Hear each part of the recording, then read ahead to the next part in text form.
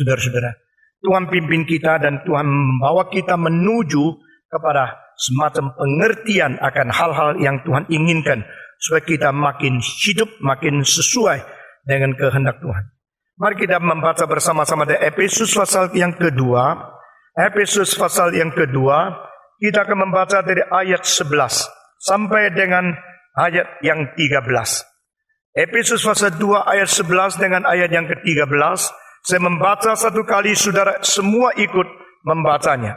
Karena itu ingatlah bahwa dahulu kamu sebagai orang-orang bukan Yahudi menurut daging, yang disebut orang-orang tak bersunat oleh mereka yang menamakan dirinya sunat, yaitu sunat lahiriah yang dikerjakan oleh tangan manusia.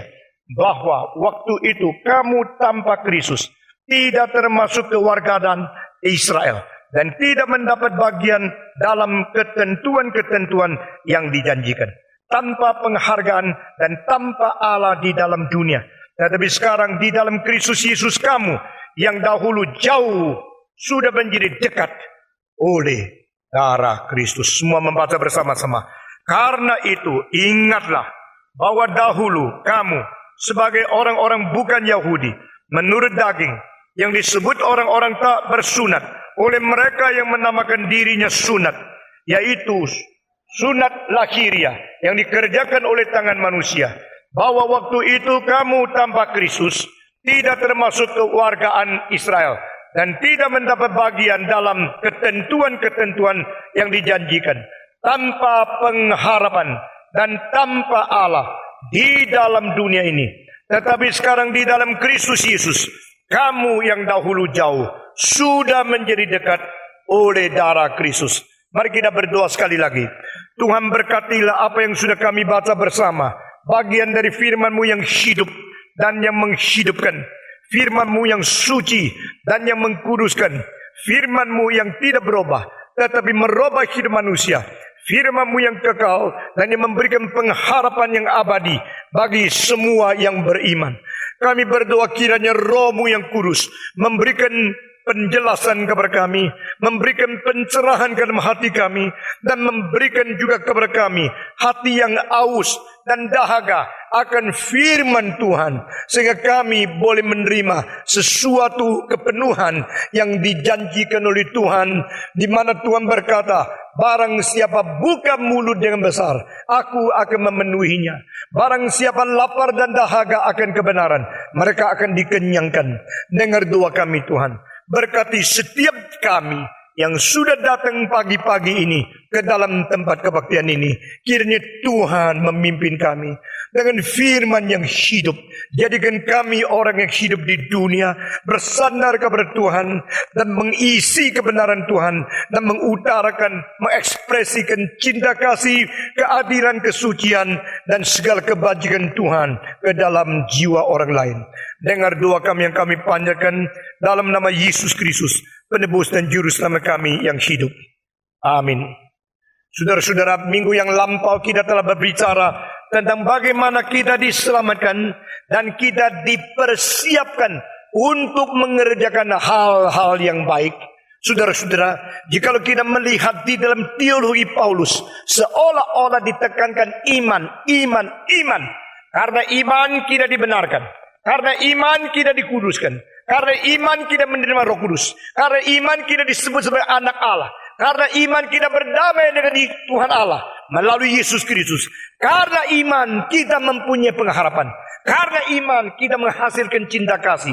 Memang Paulus disebut sebagai rasul iman, dibandingkan dengan Yohanes yang banyak bicara tentang cinta kasih, dibandingkan dengan Petrus yang banyak bicara tentang pengharapan, dibandingkan dengan Yakobus yang banyak bicara tentang perbuatan. Memang Paulus menekankan pentingnya iman kepercayaan di dalam kekristenan. Tetapi saudara-saudara, di sebelah yang lain kita melihat pihak daripada Yakobus yang banyak bicara tentang perbuatan. Seolah-olah kedua orang ini mempunyai pertentangan ajaran dan pertentangan pikiran, di mana Paulus mengatakan karena iman engkau dibenarkan, tetapi Yakobus mengatakan karena perbuatan engkau dibenarkan.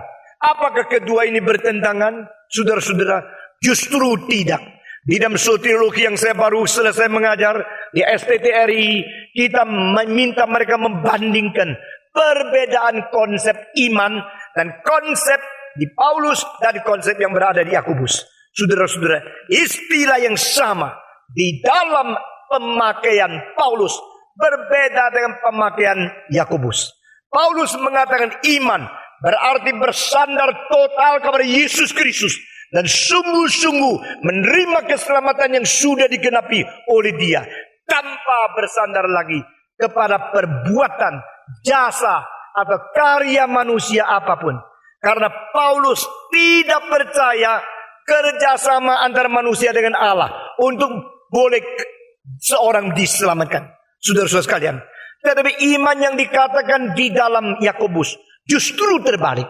Karena di dalam konsep iman yang dicantum diam khususnya pasal 2 Yakobus, itu hanya menyatakan semacam pengakuan di dalam bibir mulut yang tidak ada kelakuannya.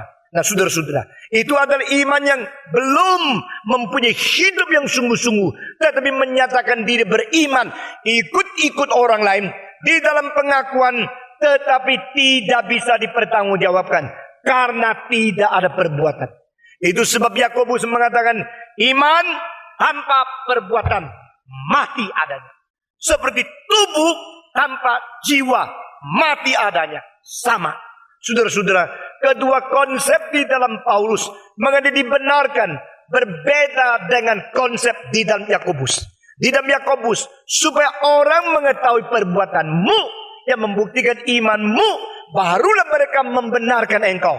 Berarti konsep Yakobus dibenarkan oleh perbuatan adalah dibenarkan oleh manusia, tetapi bukan seperti apa yang dikatakan oleh Paulus, dibenarkan melalui iman dan dibenarkan oleh Tuhan Allah. Saudara-saudara, Abraham dibenarkan oleh Allah karena dia beriman, tetapi saudara-saudara, manusia dibenarkan oleh manusia lain karena dia menyatakan perbuatan. Karena Tuhan Allah melihat ke dalam sedalam-dalamnya lubuk hati manusia. Sehingga kau beriman, Tuhan tahu. Kau tidak beriman, Tuhan tahu. Tapi manusia bukan demikian. Manusia tidak sanggup melihat ke dalam dunia rohani kita, sanubari kita. Manusia yang lain hanya bisa melihat perbuatanmu bagaimana. Saudara-saudara sekalian, jikalau perbuatan dari kitab adalah perbuatan berdasarkan hidup baru, akibat iman yang bersandar kepada Tuhan dan Roh Kudus memperanakan kita, maka perbuatan itu adalah perbuatan daripada hidup yang berbuah. Nah, ini berbeda sekali. Itu sebab jikalau kita berbuat baik, bukan karena melalui perbuatan baik kita ingin mencapai diperkenan oleh Tuhan Allah. Itulah sebab di dalam Paulus yang begitu banyak menekankan iman, tetapi bukan perbuatan, tidak berarti Paulus melalaikan pentingnya perbuatan di dalam hidup orang Kristen. Saudara-saudara, hidup orang Kristen harus mempunyai perbuatan yang baik. Tetapi perbuatan yang baik itu bukan sesuatu yang boleh mengganti keselamatan dari Allah. Itu tidak mungkin. No merit, no way to change or to obtain the salvation from Jesus Christ. In His grace by doing your good work. Saudara-saudara, Bible leaves no room for human merit in the salvation of Jesus Christ. Kalimat yang saya kutip terakhir ini dari Leon Morris, seorang teolog, seorang pentafsir Alkitab yang sangat besar pada waktu dia menulis Yohanes pasal ke-6. Saudara-saudara sekalian, tidak ada jasa kita yang bisa mengganti anugerah Tuhan sehingga Kristus harus mati bagi kita karena kita cukup baik. Inilah arti dari Paulus. Tetapi Paulus tidak berarti setelah kita menerima anugerah Tuhan kita boleh hidup sembarangan, tidak berbuat baik. Itu bukan artinya Paulus. Maka Tuhan memakai Yakobus untuk mengimbangi sesuatu konsep pengertian Paulus yang mungkin disalahgunakan oleh orang-orang reformasi. Saudara-saudara, akibat setelah 100 tahun reformasi yang dikerjakan oleh Martin Luther, Jadi orang Jerman menganggap kalau gini perbuatan tidak penting. Mereka berfoya-foya, mereka melampiaskan nafsu, mereka berbuat segala macam hal karena anugerah Tuhan tidak sanggup paut dengan perbuatan baik. Akibatnya adalah gereja masuk ke dalam sesuatu zaman yang gelap sekali, di mana di luar gereja, di dalam gereja tidak ada perubahan perbuatan. Itu sebab Tuhan harus membangkitkan lagi pietisme yang mementingkan perbuatan yang suci, hidup suci. Saudara-saudara, yang pentingkan perbuatan, lupa anugerah dan berdasarkan di satu iman yang diberikan oleh Tuhan. Yang mementingkan iman, lupa pengaruh dan ke dunia melalui perbuatan yang baik. Sehingga gereja tidak keadaan pendulum semacam demikian perlu selalu mempunyai kebangunan rohani. Kebangunan rohani bukan kebangunan emosional. Kebangunan rohani bukan menggairahkan sesuatu kehangatan daripada entusiasi agama saja. Kebangunan rohani harus kembali kepada ajaran yang benar dan stabil. Apa yang dimaui oleh Tuhan, lalu gugurkan manusia untuk menjalankan apa yang diperintahkan oleh Tuhan. Sehingga doktrin yang ortodoks dan etika yang sesuai dengan tuntutan sifat ilahi itu menjadi patokan yang penting dalam dua aspek kebangunan rohani. Sesudah itu baru kita memikirkan kedua hal ini dicapai, lalu kita menggairahkan keseluruhan gereja, jemaat ikut terjun di dalam menginjili dunia, terjun di dalam memuliakan Tuhan, terjun di dalam merubah, menolong dunia yang penuh dengan dosa ini. Itulah kebangunan yang sejati. Dan terakhir, kebangunan yang sejati mengakibatkan pengaruh firman Tuhan di dalam memimpin sejarah, memimpin kebudayaan, memimpin politik, memimpin ekonomi, memimpin bidang studi, memimpin filsafat, supaya manusia dibawa kembali kepada kebenaran. Nah, saudara-saudara, itu adalah sebabnya kita perlu dirikan sekolah teologi. Itulah sebabnya kita perlu dirikan institut. Itulah kita perlu dirikan gereja yang mempunyai eksposisi yang bertanggung jawab. Itulah sebabnya kita mendirikan semua kegiatan-kegiatan kebudayaan seperti musik, literatur dan lain-lain, satu persatu demi membawa seluruh umat manusia melihat arah dan melihat takhta Tuhan yang benar. Saudara-saudara sekalian, Paulus bukan menganggap tidak perlunya kelakuan, tetapi Paulus menganggap jangan kira kelakuan orang Farisi bisa mengganti anugerah Yesus di atas kayu salib. Itu tidak mungkin. Tapi Paulus tidak berarti setelah kita menerima Tuhan, kita boleh sembarangan hidup di dunia. Tidak. Kita tetap harus berbuatan baik. Dan itu sebab ayat ke-10 dikatakan, perbuatan yang baik itu bukan dikerjakan semua. Jika engkau mempunyai uang, lalu lihat orang miskin banyak, semua kasihkan orang miskin. Lalu uang untuk penginjilan di mana? Jika engkau melihat ini banyak orang yang menggerakkan hatimu, engkau berikan pertolongan kepada mereka. Tetapi hal-hal yang lain yang perlu dikerjakan sudah kehabisan tenaga, bagaimana? Maka ayat ke-10 dikatakan, engkau berbuat baik yang disediakan Allah bagimu.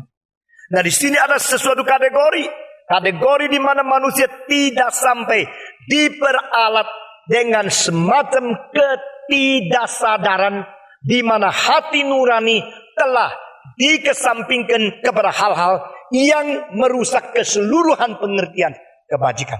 Nah, saudara-saudara, anak muda kadang-kadang terlalu polos, terlalu dipengaruhi oleh diakonia, sehingga akhirnya banyak hal yang lain tidak dikerjakan.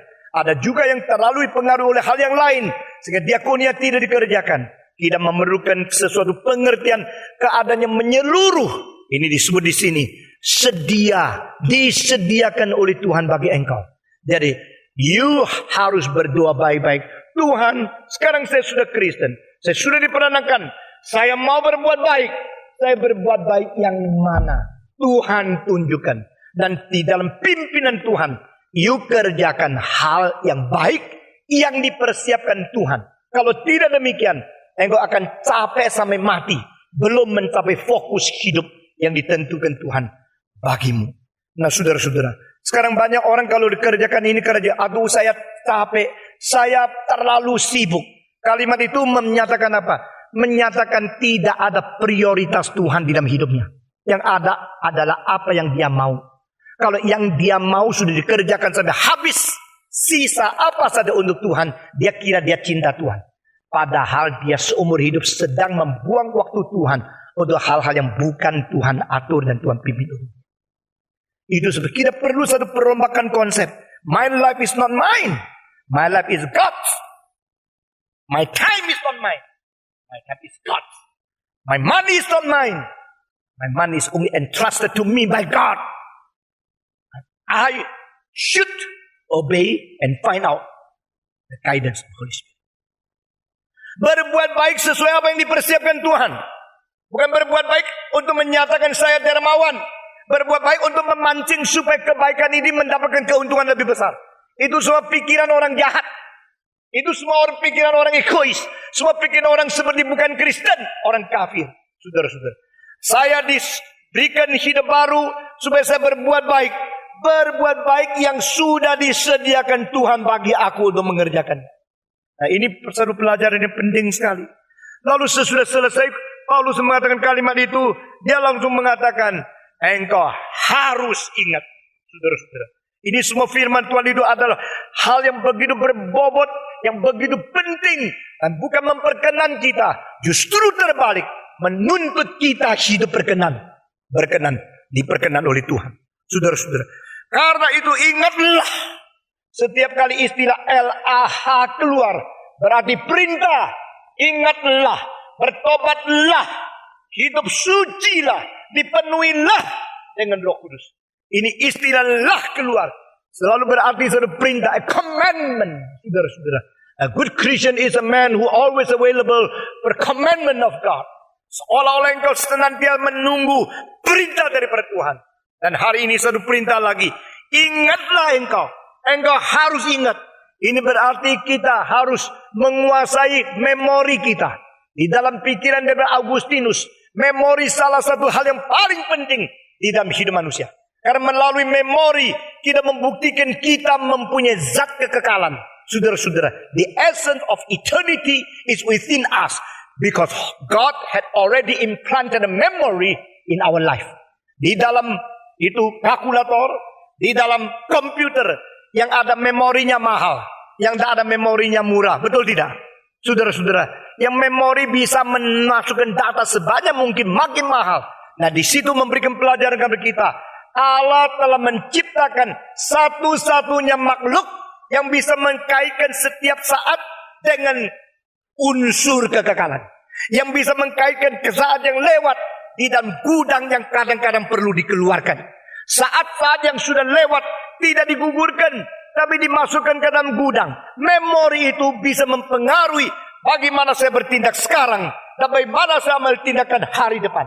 Ini semua merupakan semacam keseluruhan daripada fungsi yang luar biasa rumitnya yang Tuhan taruh di dalam hati kita. Saudara-saudara, puji Tuhan, kita bersyukur kepada Tuhan karena Tuhan telah menciptakan kita menurut peta dan teladan Dia. Dan orang yang tidak baik-baik memakai memori menurut perintah Tuhan, dia hanya akan memakaikan memori itu di dalam neraka yang tidak ada tolong lagi. Saudara-saudara, jangan lupa pada waktu orang kaya yang masuk ke neraka melihat Abraham sedang memeluk itu Lazarus di dalam pangkuannya, dia mengatakan, Abraham, Bapakku. Mengapa dia sebut Abraham Bapak? Karena agamanya mengatakan, saya sudah disunat kok. Saya adalah anak Abraham. Pasti saya selamat. Jangan banyak cerewet. Jangan berkhotbah kepada saya. Saya mempunyai Bapak Abraham. Dan dia tidak tahu, Yesus dengan Injil telah menusuk ke dalam itu inti daripada kebudayaan orang Ibrani. Kebudayaan daripada orang Israel paling tonggak. Saya anak Abraham. Yesus berkata, Bapakmu bukan Abraham. Bapamu adalah iblis. Saudara-saudara, inilah kalimat yang paling tajam yang pernah keluar dari mulut Yesus Kristus untuk mengkritik seluruh hidup keagamaan orang Yahudi. Bapamu bukan Abraham, bapamu bukan Allah. Jikalau Allah itu bapamu, niscaya engkau pasti datang kepadaku. Tapi aku sudah memberitakan kebenaran kepadamu. Setelah itu kau berusaha membunuh aku. Ini membuktikan bapakmu bukan Abraham. Bapakmu adalah iblis. Ini tercantum di dalam pasal 8 Yohanes. Menjadi satu sebab Yesus harus mati di atas kayu salib. Tidak ada jalan lain. Karena di dalam pikiran orang Yahudi tidak mungkin bertoleransi lagi dengan kesempitan Yahudi. Ya, kesempitan Yesus yang tidak mengakui bahwa agama mereka itu beres.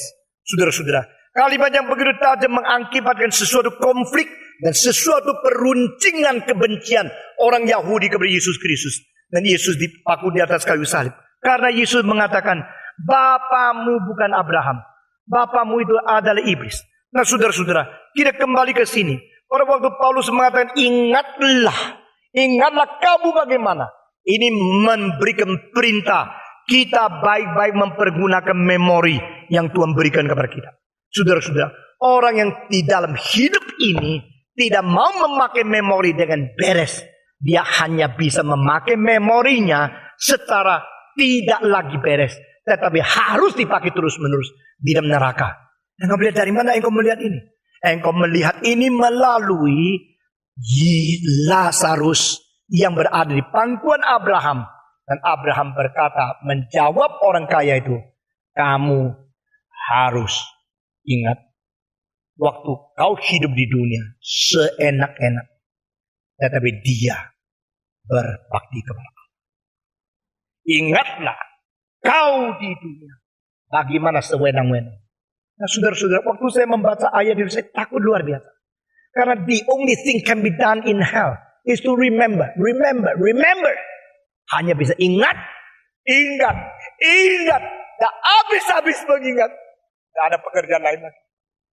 Ingat kenapa dulu saya begitu bebas dan tidak memakai kebebasan untuk Tuhan.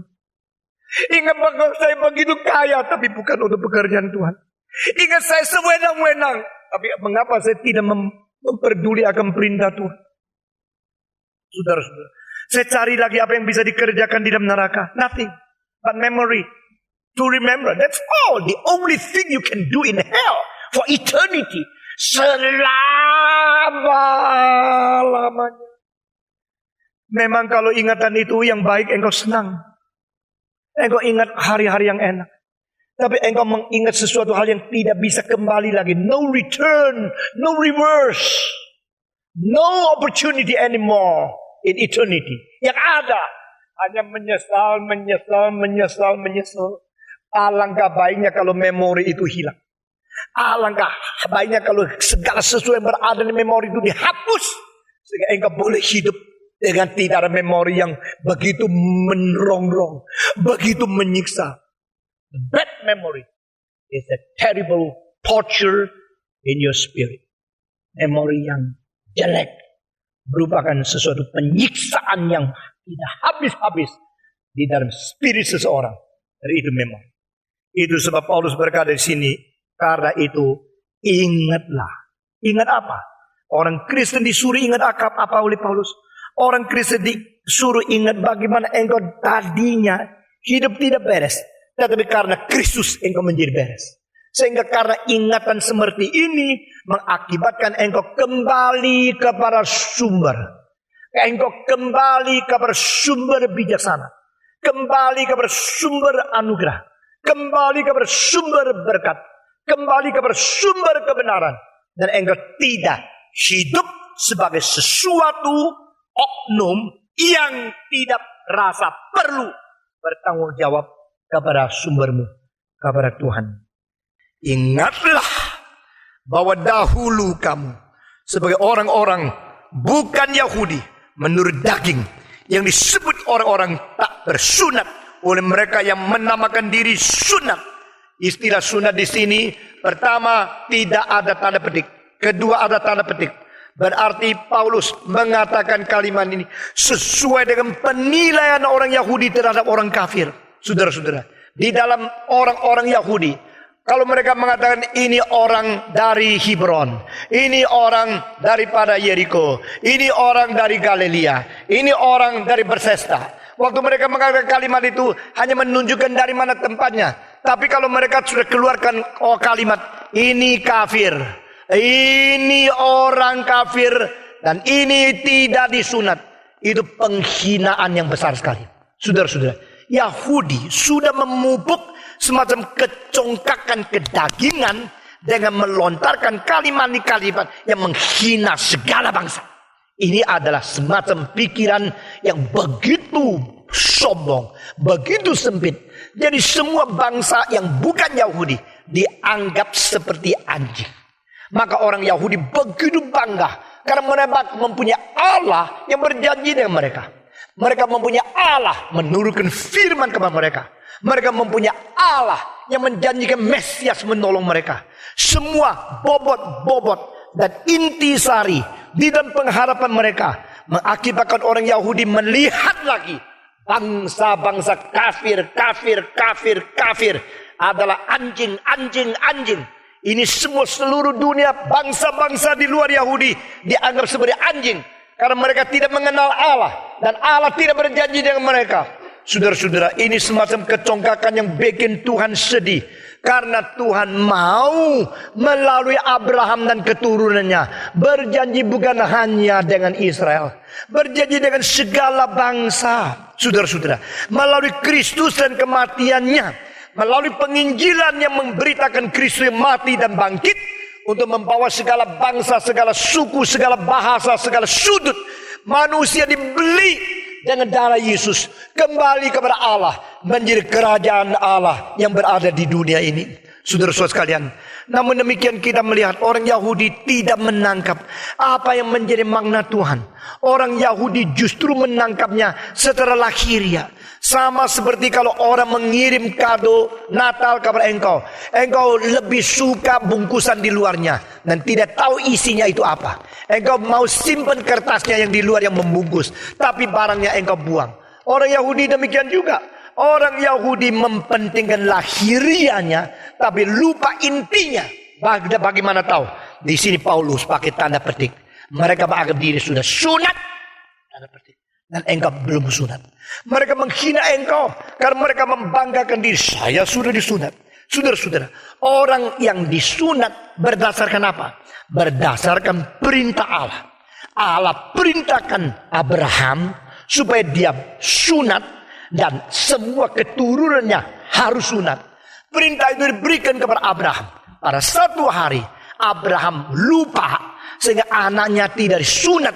Pada di tengah-tengah padang belantara, malaikat datang langsung membunuh Abraham. Waktu membunuh Abraham, baru ada Abraham sadar satu perintah Allah yang belum dijalankan. Cepat-cepat pada saat itu juga dia mensunatkan anaknya. Begitu anaknya disunat, baru kemarahan Tuhan berhenti.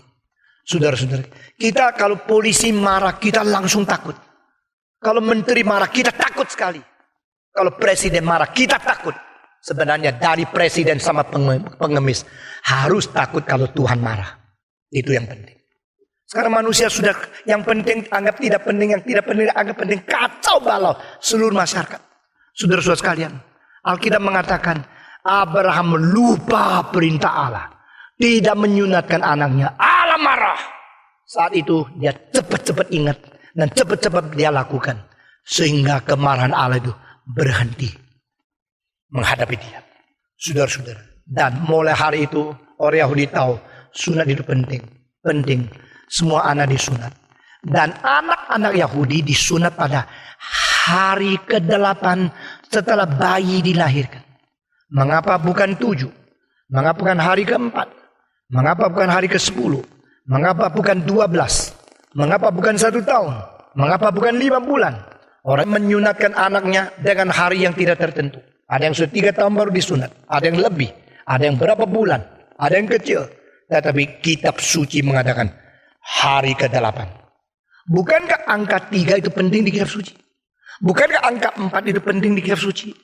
Angka 3 mewakili angka surgawi. Wakili angka Allah. Di mana Allah itu Allah Tritunggal. Bersembah sujud kepada dia dengan 3 kali suci. Yesus bangkit dari hari ketiga. Ini angka 3, itu angka yang penting. Allah Bapa, Allah Anak, Allah Roh Kudus. Saudara-saudara, angka 4, angka bumi, angka manusia. Ada musim semi, musim panas, musim rontok, dan musim dingin. Angka 4 di angka bumi. Angka 4 ada timur, barat, utara, selatan. Itu angka manusia. Dan 3 tambah 4 itu menjadi 7. Berarti persatuan antara Tuhan dengan manusia. Angka 7 angka penting sekali.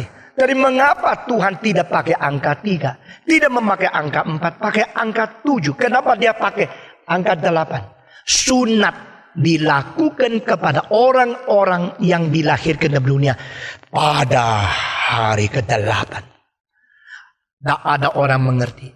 Setelah 3.500 tahun, baru seorang doktor di bidang medis di Inggris menemukan plasma darah pada anak bayi hari ke-8 mempunyai kemungkinan mencegah pendarahan yang paling kental. Saudara-saudara, hari kedua, ketiga naik, keempat turun, 5 turun, 6 naik lagi, 7 naik. Hari ke-8 itu plasma mengandung zat yang mencegah pendarahan. Nah, saudara-saudara. Nah, setelah hari ke-8 mulai turun lagi unsur itu. Setelah turun ke-9, ke-10 tidak lagi lebih tinggi daripada hari itu. Nah, saudara-saudara, maka saya menganggap kita kalau nak ngerti kitab suci jangan sombong. Kitab suci tidak masuk akal. Akalmu batu, maka tidak bisa masuk akalmu. Akalmu itu seperti batu yang keras, seperti besi yang dingin, maka tidak bisa masuk. Jadi saudara-saudara, waktu saya membaca, mengerti hal-hal begini, hati saya berlutut di hadapan Tuhan. Bersyukurlah kepadamu. Ayat-ayat yang saya kira tidak penting itu penting. Kalimat-kalimat yang saya tidak ngerti itu saya karena terlalu bodoh. Saya perlu mengerti. Tuhan suruh Musa tulis. Hari ke-8 disunat. Dia tulis. Orang tidak ngerti.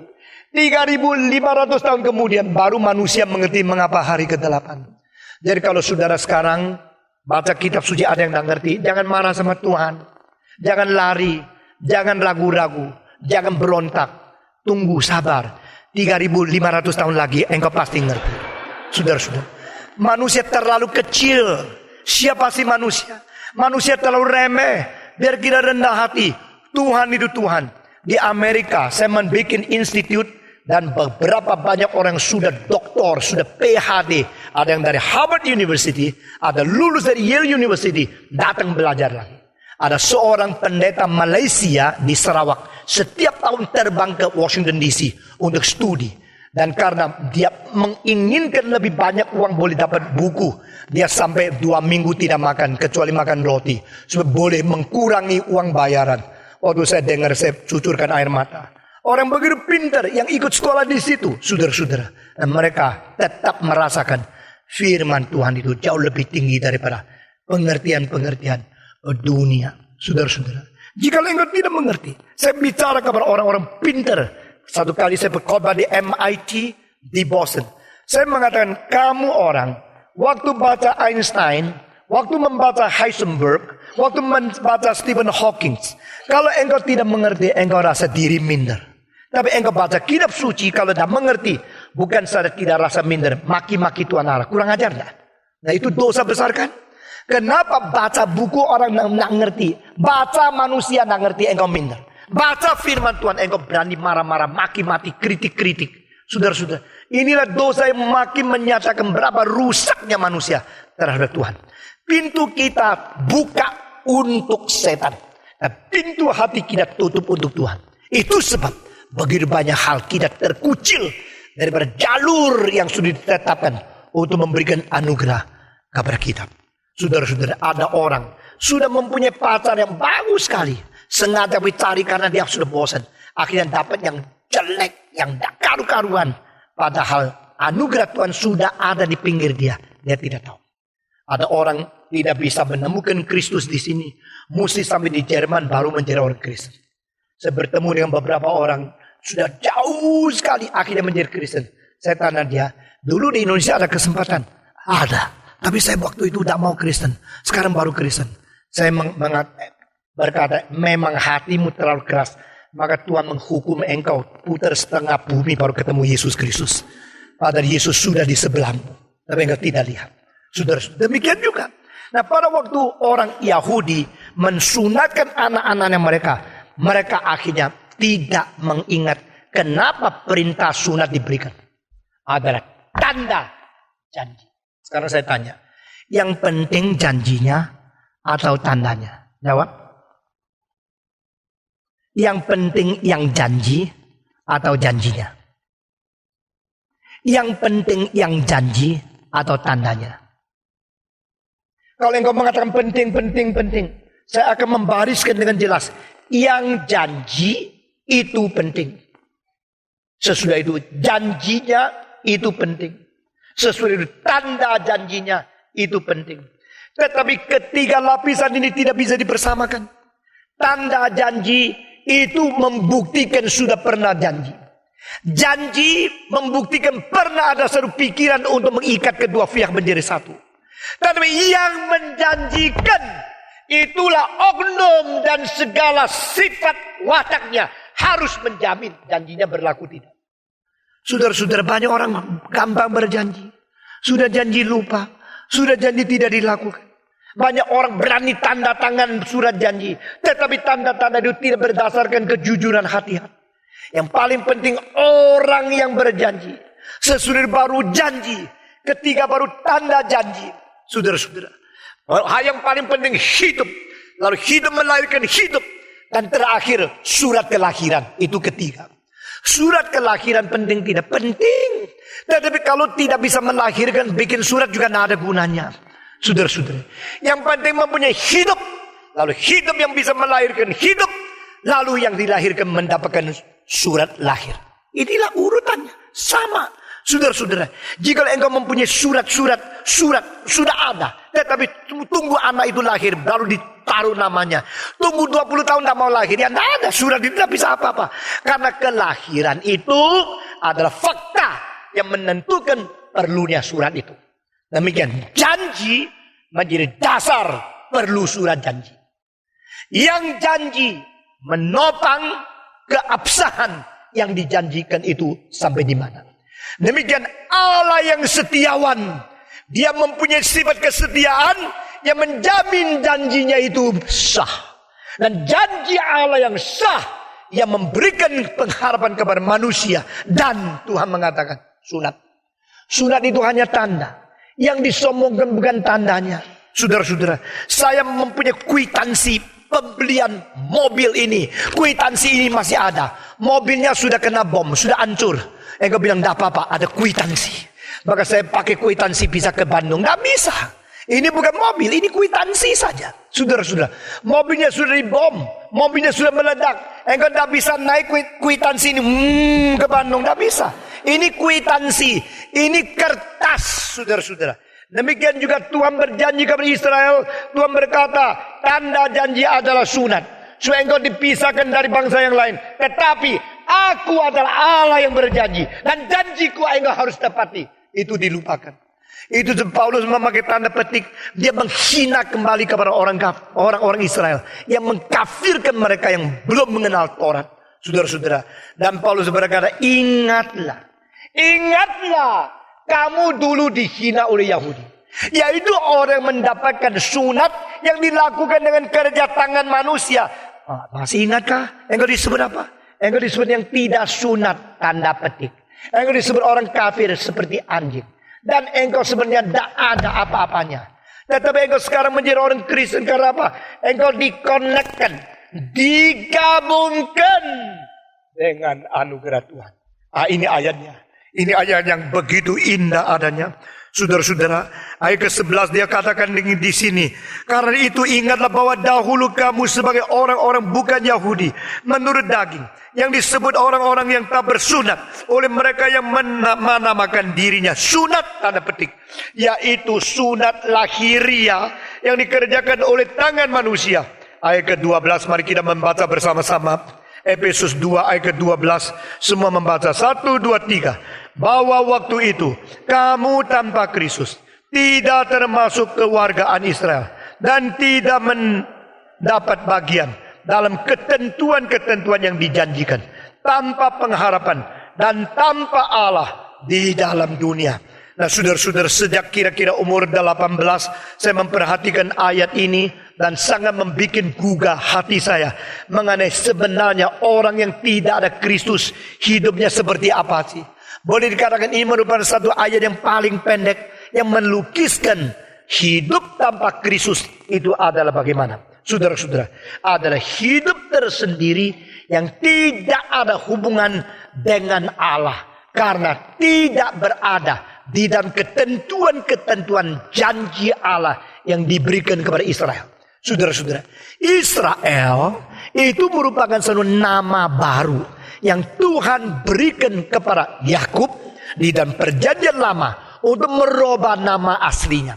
Engkau mulai hari ini tidak lagi disebut sebagai Yakub, tapi mulai hari ini engkau rubah namamu menjadi Israel. Saudara-saudara, apa artinya Israel? El berarti Elohim, Allah. Yang disebut El, itu El aslinya adalah Tuhan Allah. Elohim, itu Eloheinu, Elohim, itu Allah. Tetapi berbentuk bahasa Ibrani bukan singular tetapi plural. Sudah perhatikan. Mengapa menyebut Allah? Allahku, itu adalah Allah-Allahku. Di dalam aslinya itu Elohim, Eloheinu. Itu berarti bukan singular tapi plural. Ini ada majestic. Semacam penggunaan istilah yang mengatakan Allah itu begitu agung. Sehingga memakai singular tidak cukup. Harus memakai plural untuk mengutarakan ketidaksanggupan kita menghormati Allah yang begitu besar, begitu agung, begitu mulia dan begitu hormat. Saudara-saudara, namun di dalam hal itu juga memberikan pengertian kepada kita, Allah kita yang esa di dalamnya bukan singular tapi plural. Nah, engkau mengatakan plural berarti berapa banyak? Di bahasa Ibrani ada 3 bentuk daripada satu kalimat. Pertama singular, kedua dual, ketiga plural. Kenapa tidak pakai dual? Kenapa tidak pakai singular? Kenapa pakai plural? Karena Allah itu lebih daripada 2 oknum. Kalau lebih dari 2 oknum, 2 pribadi, mungkinkah 5, mungkinkah 8? Tidak, itu hanya 3. Jadi ini di dalam progressive revelation, di dalam pengwahyuan yang bersifat progresif itu, setahap demi setahap dinyatakan makin jelas kepada manusia di dalam perkembangan kesinambungan perjanjian lama menuju kepada perjanjian baru. Puji Tuhan. Saya tidak akan menjelaskan terlalu rumit di dalam hal itu. Allah kita adalah Allah yang Tritunggal. Dan El itu adalah nama Allah. Namamu harus dirubah menjadi nama Israel. Israel berarti anak putra mahkota dari Tuhan. Nah saudara-saudara, apa artinya? Engkau akan dijadikan anak Allah. Nah ini menjadi janji yang penting sekali di dalam seluruh kitab suci. Karena kalau tidak diberikan hidup yang kekal, manusia tidak bisa bergabung dengan Allah dalam kekekalan. Kalau diberikan hidup yang kekal, kita baru mempunyai sifat yang seperti Tuhan, bisa berada di dalam surga dengan Dia untuk selama-lamanya. Itu adalah satu kedudukan yang tinggi, kedudukan sebagai anak Allah. Saudara-saudara, tidak lagi engkau disebut Yakub. Engkau rubah nama. Dan aku berikan nama baru kepadamu. Engkau disebut Israel. Saudara-saudara, anak-anak Allah. Ini satu janji dari Tuhan. Engkau sebelum menerima Yesus Kristus, engkau sebelum mengenal Dia, engkau bukan orang Israel. Engkau bukan anak Allah. Engkau adalah anak-anak daripada roh yang mengerjakan kegelapan dan mengerjakan kuasa-kuasa jahat yang bekerja di dalam hati manusia. Efesus pasal 2 yang sudah kita baca dari ayat pertama sampai ayat ketiga. Dulu kau murtad, dulu kau durhaka, dulu kau anak kemarahan. Engkau adalah anak yang dimurkai oleh Tuhan Allah dan mengikuti segala kemauanmu yang dikuasai oleh roh-roh yang berada di angkasa, melampiaskan nafsu semau sendiri. Ini keadaan dulu engkau. Paulus di sini berkata bahwa engkau dulu waktu itu tanpa Kristus dan tidak termasuk kewargaan Israel. Tanpa Kristus, engkau bukan milik Tuhan, bukan anak Allah. Hanya di dalam Kristus engkau diberi hak menjadi anak-anak Tuhan Allah. Saudara-saudara, lalu di sini Paulus mengatakan satu kalimat, engkau tidak termasuk kewarga negara Israel dan tidak mendapatkan bagian dalam ketentuan-ketentuan yang dijanjikan, tanpa pengharapan dan tanpa Allah. Atau engkau mengatakan tidak ada Allah. Saudara-saudara, orang di dunia yang mengatakan ada Allah dan orang di dunia mengatakan tidak ada Allah. Dua-dua macam sedang menyebut nama Allah. Betul nggak? Ya toh? Tidak ada Allah sama ada Allah. Dua-dua sedang menyebut Allah. Betul nggak? Mereka sedang membicarakan sesuatu menurut interpretasi mereka. Ada semacam yang mengatakan ada, yang semacam mengatakan tidak ada. Jadi kedua macam orang ini sama-sama sedang menyebut Allah yang mereka kira ada atau tidak ada. Jadi keberadaan Allah sama sekali tidak dipengaruhi oleh interpretasi manusia. Saudara-saudara, no matter how you explain, how you think, God's existence is beyond your debate.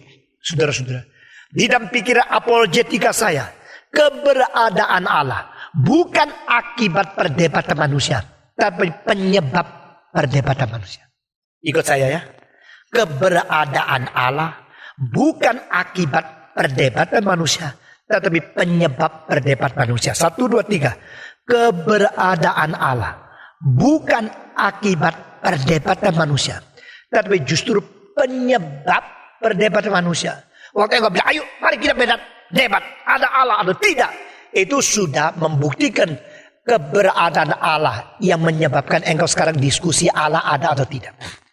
Pada waktu engkau masih muda, engkau digoncangkan oleh materialisme kebudayaan dangkal sekali. Karena saya tidak lihat Allah, maka Allah tidak ada. Itu orang goblok betul, saudara-saudara. Itu burung unta masukkan kepala ke dalam pasir. Dia mengatakan, saya tidak melihat musuh, maka musuh tidak ada. Musuh di pinggirnya, pantat dia begitu besar. Mana bisa melarikan diri dari rebut? Hanya karena dia tidak lihat, maka dia mengatakan tidak ada. Itu ada semacam konklusi yang non-scientific at all, saudara-saudara. Sama sekali tidak ilmiah. Di sini katakan tidak ada Allah, tidak ada pengharapan. Oh, pada waktu saya umur 18, saya memikirkan ayat ini luar biasa merangsang pikiran saya. Ateis itu apa? Ateis adalah teis yang terbalik. Itu namanya ateis. Ateis adalah teis yang tipe A. Semua bilang 1, 2, 3. Ateis adalah teis yang tipe A. Seperti hepatitis tipe A, tipe B. Nah, siapa ateis? Jadi teis yang tipe A namanya teis. Teis yang tipe poli namanya politeis. Teis yang tipe mono namanya monoteis. Tapi semua teis. Semua di dalam hatinya tahu Allah itu ada. Tapi karena dia tidak ngerti, yang tidak ada ditambah dengan tidak, lalu dia sedang enak loh tidak ada Allah. Kalau tidak ada Allah enak. Kenapa? Karena tidak mau ada Allah. Seorang guru yang mengajar murid, setiap kali kalau ujian dia baca surat kabar besar, biar muridnya itu menyontek kah, atau membaca buku pelajaran kah, atau ngomong-ngomong kah, dia tak peduli. Pokoknya dia lihat surat kabar.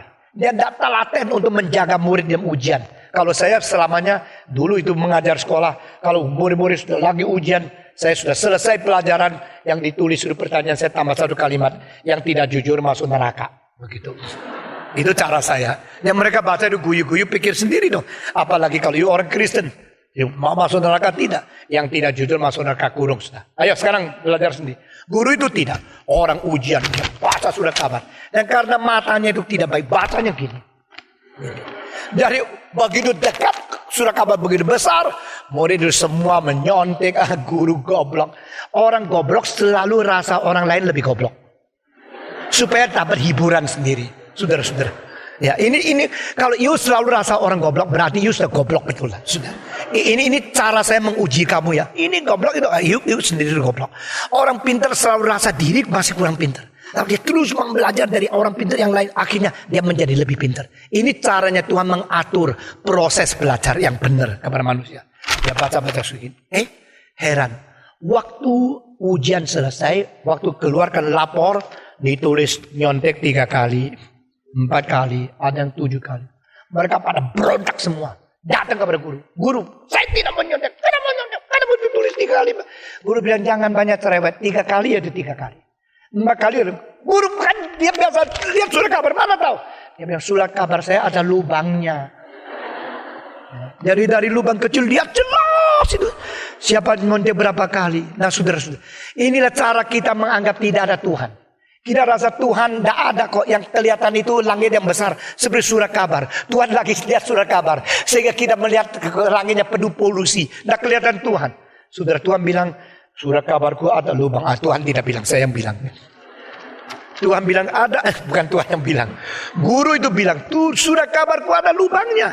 Dari lubang kecil saya lihat siapa yang menyontek. Lu kira mata gua jelek dekat-dekat gini ya? Justru dekat baru lihat lubang itu jelas siapa yang menyontek. Saudara-saudara kalian, tidak ada Tuhan. Jikalau tidak ada Tuhan, enak, saudara-saudara. Jikalau tidak ada Tuhan, maka yang menjadi raja boleh sembarangan, yang menjadi presiden boleh sembarangan, anak-anak presiden boleh sembarangan. Tapi justru bukan demikian. Allah masih ada. Sehingga Allah menunggu seseorang sudah kelewatan satu tempat, satu waktu sudah lewat, waktunya sampai Tuhan turun ke dia. Sejarah mengajar tak habis-habis semenjak ada politik sampai hari ini. Tak ada yang bisa lewat. Saudara-saudara, sebelum keterlaluan, Tuhan bilang, oke, saya kasih toleransi, saya kasih tunggu. Kalau engkau keterlaluan sudah lewat batas yang saya tentukan, turun. Dari mana kita lihat? Dari kitab Daniel. Di situ ditulis dengan tangan yang bukan dari jari manusia, bahwa harimu sudah sampai. Engkau terbukti tidak beres. Waktunya sudah sampai. Habis. Malam itu juga. Biarpun engkau raja, engkau harus mati. Harus ganti. Harus orang lain. Jangan main-main sama Tuhan. Demikian manusia. Manusia mengatakan tidak ada Tuhan. Hanya satu motivasi.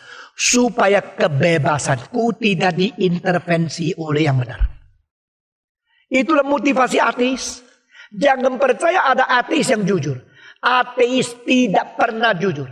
Semua ateis berdasarkan ketidakjujuran, lalu membuka sesuatu kemungkinan untuk menipu mereka yang juga tidak jujur supaya setuju dengan mereka. Saudara-saudara, tidak ada ateis yang jujur. Ateis adalah teis tipe A yang sedang mereversekan, saudara-saudara. Pada waktu saya khotbah di Irlandia, di World Missionary Convention, seorang dari Albania yang berkata kepada saya, Stephen, pray for my country. My country is the most atheistic country. Dan bukan saja demikian, they're so wicked. On the airport ditulis, there is no God here. Tidak ada Allah di negara ini. Saudara-saudara, di sini tidak ada Allah. Saya jabat tangan dengan dia. Praise God. Your country is the only country where the name of God is put on the airport. Saudara-saudara. Nama Allah besar-besar ditulis. Tidak ada apa. Tidak ada Allah. Waktu mereka mengatakan tidak ada Allah, harus tulis nama Allah besar. Tuhan bilang, taruh situ. Taruh di situ. Ada Allah tidak? Bukan tidak ada Allah. Tidak ada keadilan. Tidak ada pengharapan. Tidak ada campuran tangan Tuhan yang mereka inginkan. Itu namanya tidak ada Allah. There is no God here. Tidak ada Allah. Masih adakah ateis di sini? Hari ini saya perintahkan kau bertobat. Buka topengmu. Merendahkan diri. Jujur di hadapan Tuhan. Saya perintahkan hari ini juga. Engkau minta pengampunan Tuhan. Jangan lagi menganggap dirimu boleh hidup tanpa Tuhan Allah. Karena engkau dicipta bagi Tuhan Allah sendiri. Orang yang tidak ada Allah, atau hidup tidak mau ada koneksi dengan Allah, ada orang yang pertama hidup tidak mengingat asal sendiri. Hidup tidak mengingat asal adalah hidup keliaran yang tidak bisa dikendalikan. Saudara-saudara, anak-anak yang tidak mau diasuh lagi oleh ibu, anak-anak yang tidak mau mengaku lagi bapak, anak-anak yang pergi semaunya sendiri, itu adalah anak-anak yang lupa asal. Janganlah menjadi manusia seperti ini. Manusia yang lupa asal, manusia yang tidak mengerti sumber. Ada manusia seperti layang-layang yang sudah terputus dan terapung-apung mengikuti arah angin yang tidak menentu. Dan akibatnya adalah kehilangan. Saudara-saudara, be cautious. Be careful. And be wise to be a human being. Kembali kepada asalmu. Kedua, orang yang tidak ada Allah atau mengharapkan Allah tidak ada. Ada orang yang tidak mau dipimpin oleh pimpinan yang ketat. Saudara-saudara, Allah adalah pimpinan yang ketat. Allah bukan menjadi penolong. Cilakalah engkau mengatakan saya menjadi orang Kristen supaya Allah menjadi pembantu saya. Ada apa saya perlu dia bantu saya? Bukan begitu. Saudara-saudara, waktu engkau melihat satu peristiwa yang terjadi pada waktu hidup di dalam pengalamannya itu Yosua, engkau terkejut luar biasa.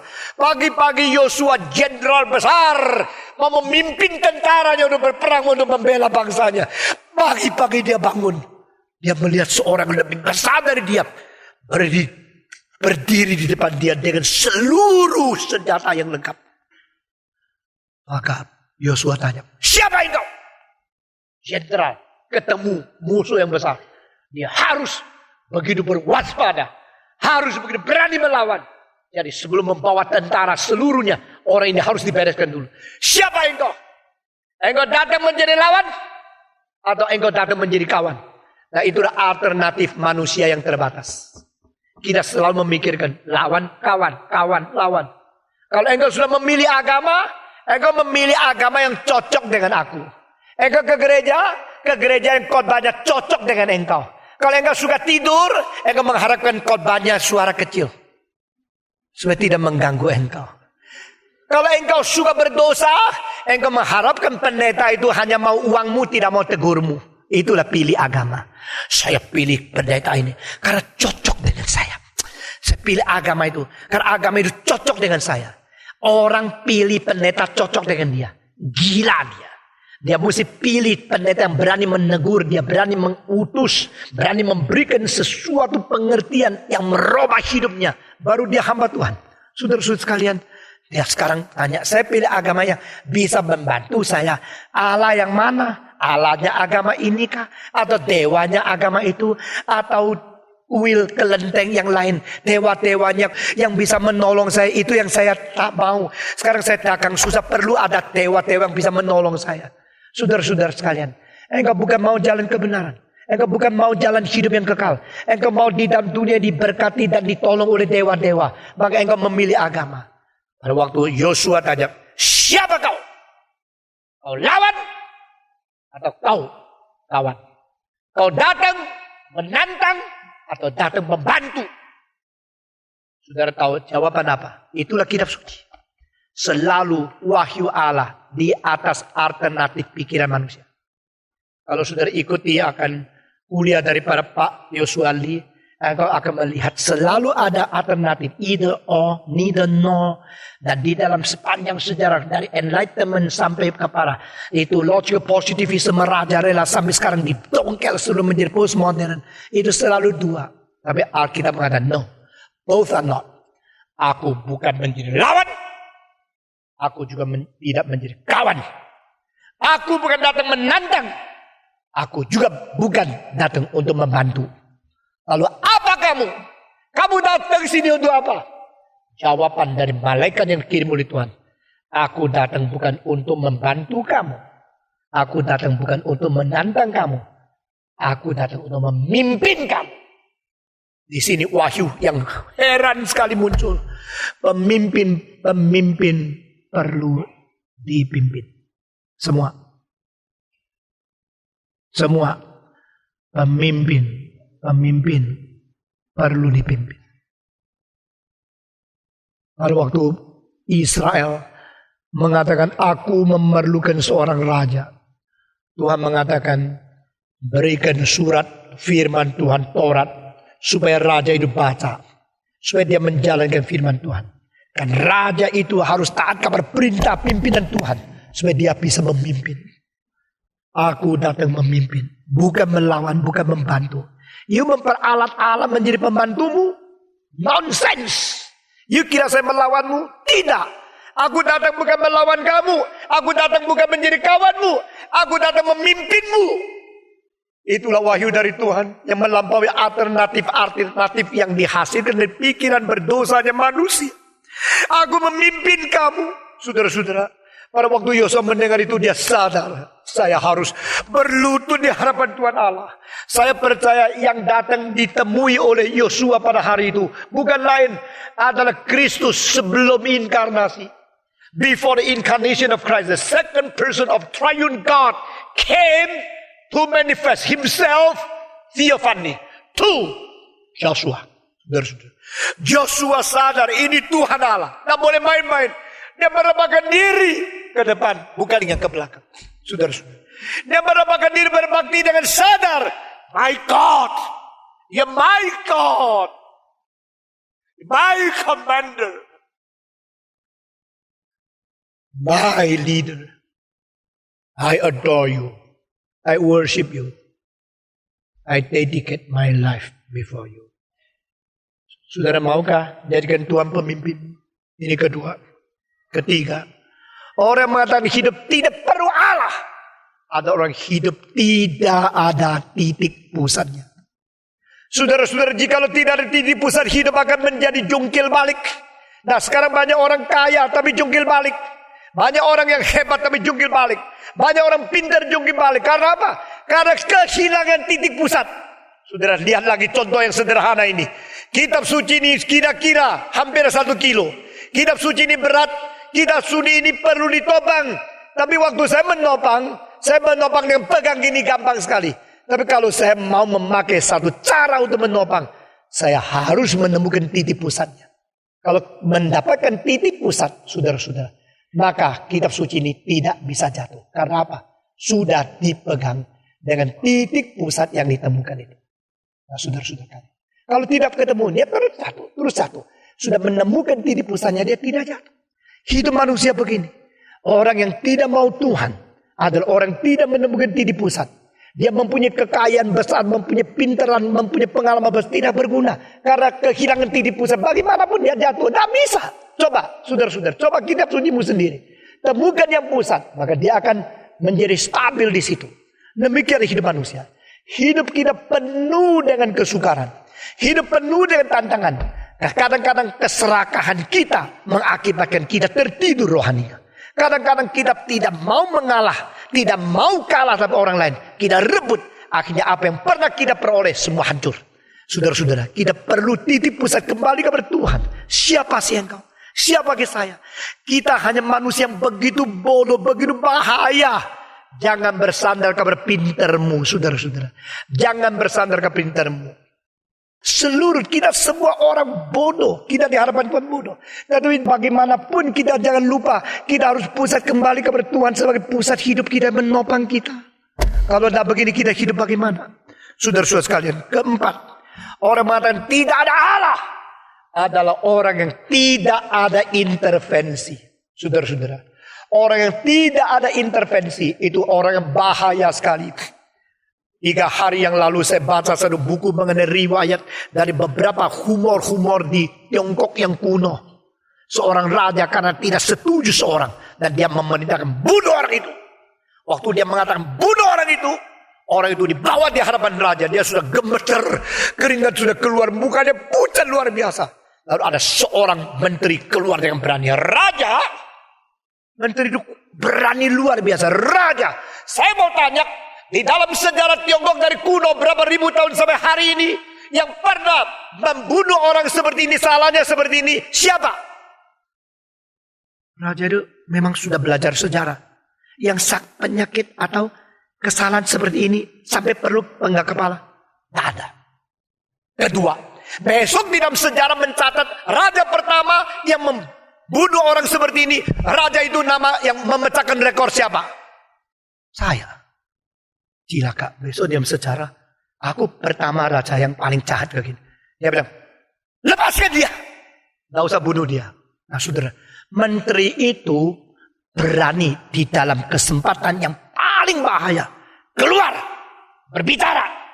Meskipun dia meresikokan diri, mungkin dia sekaligus dibunuh. Tapi dia berani bicara. Dia bicara sesuatu yang beresiko besar. Bicara sesuatu dengan humor. Sehingga raja sadar. Wah, saya tidak mau namaku dicatat di dalam sejarah menjadi yang pertama menghukum begitu keras untuk dosa yang begitu kecil. Tidak mau. Itu namaku akan menjadi nama jahat sepanjang sejarah. Nah saudara-saudara, orang yang di dalam saat tertentu perlu bicara dengan humor dan berani, itu orang yang mesti doain. Doakan ada orang-orang penting di saat-saat seperti ini, sehingga seluruh sejarah itu tidak keluar dari jalur yang benar. Saudara-saudara. Nah, kalau raja itu mengatakan sekaligus kau juga dibunuh, yang dibunuh 2. Besok catatan sejarah raja ini lebih jahat lagi. Nah saudara-saudara, kalau raja itu kita, saya adalah raja, tidak perlu intervensi, dia berada di bahaya. Orang yang mengatakan tidak ada Allah adalah orang yang bersedia hidup, tidak mau diintervensi oleh Tuhan. Saudara-saudara, intervensi Allah, intervention of God, berarti Allah campur tangan, ikut campur tangan. Ini penting sekali, saudara-saudara. Dan bukan saja demikian, kelima, orang yang mengatakan tidak ada Allah, dia bersedia untuk hidup, tidak memerlukan sandaran dari atas. Kita boleh mendirikan suatu negara dengan kekuatan manusia yang begitu besar, tidak perlu agama, tidak perlu Allah, cuma membuktikan bahwa ateis itu yang menang. Tuhan menyatakan untuk menurunkan rejim Polandia 10 tahun, untuk menurunkan rejim daripada itu Jerman Timur 10 bulan, untuk menurunkan rejim daripada Cekoslovakia 10 minggu, untuk menurunkan Romania hanya perlu 10 hari. Itu semua bukan main. Itu semua diukur 10 tahun, 10 bulan, 10 minggu, 10 hari. Tuhan masih tunggu kalau perlu 10 jam. Kalau Tuhan mau turunkan atau naikkan, bagi Tuhan Allah tidak ada kesulitan apa-apa. Jangan main-main. Jangan intervensi, saya sendiri jadi Allah, saya sendiri menjadi Tuhan. Tuhan bilang, no, you're not God, I'm your God. If you think you're God, you're false God. If you think you're God, you're a dying God. I'm going to cause you to show forth you are in a dying process. Saudara-saudara, inilah dunia. Orang yang tidak ada Allah adalah orang bagaimana? Terakhir, ayat ini dikatakan tidak ada pengharapan, terputus dari kekekalan. Nah saudara-saudara, inilah satu lukisan bagaimana sebelum kita di dalam Kristus. Sebelum kita mengenal Yesus Kristus, sebelum kita menjadi orang Kristen yang sejati. Saya tidak peduli engkau dibaptiskan atau tidak. Saya tidak peduli engkau dilahirkan dari keluarga Kristen atau bukan. Saudara-saudara, saya tidak peduli engkau lulusan di sekolah Kristen atau tidak. Sejarah membuktikan di Tiongkok banyak orang yang melawan Kristus yang paling hebat justru lulusan sekolah Kristen. Jikalau mendirikan sekolah Kristen hanya untuk mencari uang, untuk memasang pelang, untuk nama Kristen, tapi bukan mendidik sungguh-sungguh firman Tuhan kepada anak-anak, itu menciptakan manusia lebih cilaka dari orang kafir. Saudara-saudara, dulu kita sebelum menjadi orang Kristen, sebelum menjadi orang Kristen sejati, sebelum betul-betul diperanakan oleh Roh Kudus, mungkin kita juga ikut gereja, kita dibaptiskan, kita kelihatan, bahkan kita pakai jubah, ikut nyanyi di dalam kur yang besar, atau kita menjadi pelayan di dalam gereja. Tapi saudara-saudara, Paulus berkata, ingatlah, remember ye, ingatlah, dulu kamu adalah orang tidak bersunat, orang kafir, yang tidak ada bagian di dalam janji-janji Allah dengan orang Israel, yang tidak termasuk warga negara anak-anak Allah, dan engkau berada hidup di dalam keadaan tidak ada Allah, tidak ada pengharapan, hidup hanya di dalam dunia ini.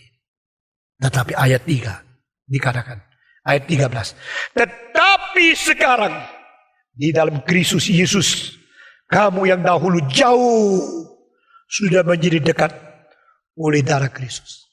Saudara-saudara, melalui darah Yesus Kristus, kematian Kristus yang meresikokan diri turun dari surga, inkarnasi di dunia, akhirnya karena menjalankan kebenaran, mentegakkan keadilan, dan tidak berkompromi dengan dosa, Yesus dipaku di atas kayu salib, mengalirkan darah, menyerahkan nyawa untuk membawa kita kembali kepada Tuhan. Inilah cinta Tuhan, inilah Kristus.